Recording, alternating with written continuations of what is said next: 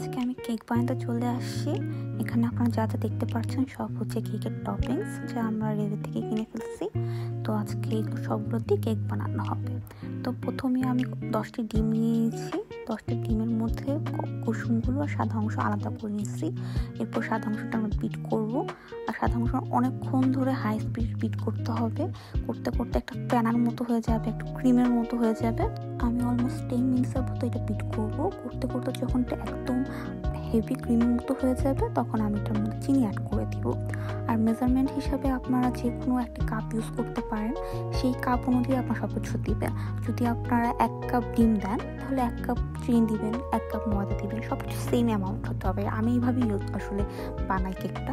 তো আমি এটার মধ্যে 1 কাপ চিনি দিয়ে দিচ্ছি, কারণ আমার সব কিছু 1 কাপের মতো। তো পরে বাটারটা হয়ে গেলে আপনার টেস্ট করেও দেখতে পারেন যে চিনিটা ঠিক আছে নাকি। তো চিনি দিয়ে আমি আবার ভালো মতো বিট করে নিচ্ছি। তারপর আমি একটা জায়গায় ময়দা নিয়ে নিয়েছি, কোকো পাউডার, ভ্যানিলা এসেন্স, এটা চিনি টাইপের একটু, আর এটা হচ্ছে আপনার বেকিং পাউডার। এগুলো সব কিছু নিয়ে ভালো মতো করে মিশিয়ে নিতে হবে। মিশানোর পর একটি ছাঁকনি দিয়ে আপনারা ছেঁকে নিতে পারবেন। আর নট নেসেসারি আমি যা ইউজ করছি আপনার তাই ইউজ করতে হবে। ভ্যানিলা এসেন্সটা আপনার লিকুইডটা ইউজ করতে পারেন। আমি পরে আরেকটা ইউজ করবো, বাট এটা ভ্যানিলা ফ্লেভারের ছিল না, তো অন্য একটা ফ্লেভারের। তো এখন আমি এটা ভালো মতো ছেঁকে নিচ্ছি। আসলে আমি এত বড় কেক কোনোদিন বানাই নি, এত কাপ কেক একসাথে। তো আমি বুঝতে পারতেছিলাম না আমি আসলে কিসের মধ্যে কি বানাবো। তো পরে কোনো কষ্টে একটা পাতিল বের করছি স্টিলের, এটার মধ্যে সবগুলো ইনগ্রিডিয়েন্টস দিয়ে ভালো মতো বিট করে দিচ্ছি। তো এখানে সব কিছু ভালো মতো বিট করার পরে আমি এটার মধ্যে নিউট্রেলা, একটু দুধ আর একটা এসেন্স দিয়ে দিব। এটাকে আমার টফি ফ্লেভার এসেন্স বলা যেতে পারে। আর সাথে আমি 1 কাপ তেলও ইউজ করছি, যেটার দুধটা নেওয়া হয় নাই। তো সব কিছু দিয়ে আবার ভালো মতো বিট করতে হবে। বিট করার পর যখন এটা একদম ভালো মতো মিশে যাবে তখন একটা মোল্ডে আমরা এটা ঢেলে নিব। এটা আমি কাপ কেকের জন্য এটার পর একটা পেপার ইউজ করছি, তারপরে ডাইরেক্ট আমি এটার মধ্যে বাটারটা দিয়ে দিচ্ছি। আর এই কেকটার জন্য যে মোল্ডটা ইউজ করা হয়েছে ওটার নিচে প্রথমে একটু তেল লাগিয়ে একটা কাগজ বিছাবেন, তারপর ওটার মধ্যে কেকটা দিবেন। আমি এখানে কেকটা 160 ডিগ্রি তাপমাত্রায় বেক করছি। মাঝে মাঝে চেক করে দেখছি যে কেকটা হয়েছে নাকি। মিনিমাম 30 মিনিটসের মতো কেকটা ওভেনে রাখা লাগবে।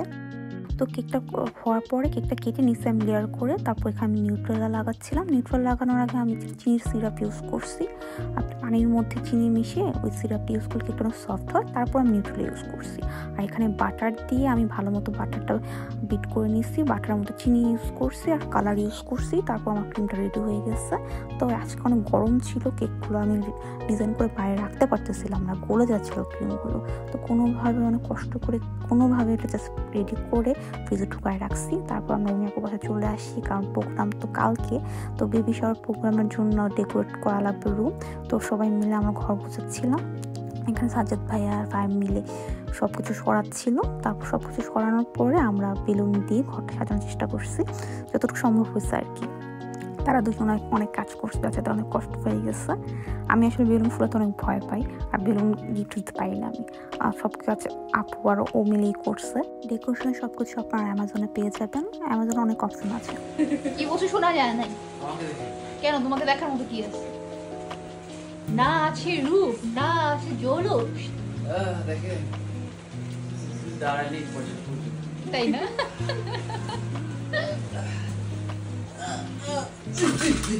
কিছুই তো বললো না।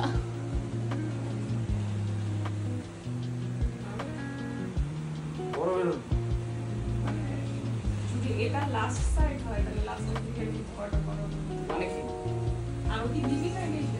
ফাইনালি ডেকোরেশন কমপ্লিট হয়ে গেছে। এটা হচ্ছে ফাইনাল লুক। আমরা সবাই মিলে একটা ডেকোরেট করছি। কালকে হচ্ছে বেবি শাওয়ার প্রোগ্রাম। তো বাসায় চলে আসছি। বাসায় এসে কেকগুলো কোনো মতে ফ্রিজ থেকে বের করে আপুর কাছে হ্যান্ড ওভার করছি, যাতে আপু কালকে এগুলো সুন্দর করে ডিসপ্লে করতে পারে। আই নো কেকগুলো দেখতে এত সুন্দর হয় না, বাট কিছু করার না আসলে। এক হচ্ছে আমি প্রফেশনাল না, আর দুই হচ্ছে ওয়েদারের কারণে।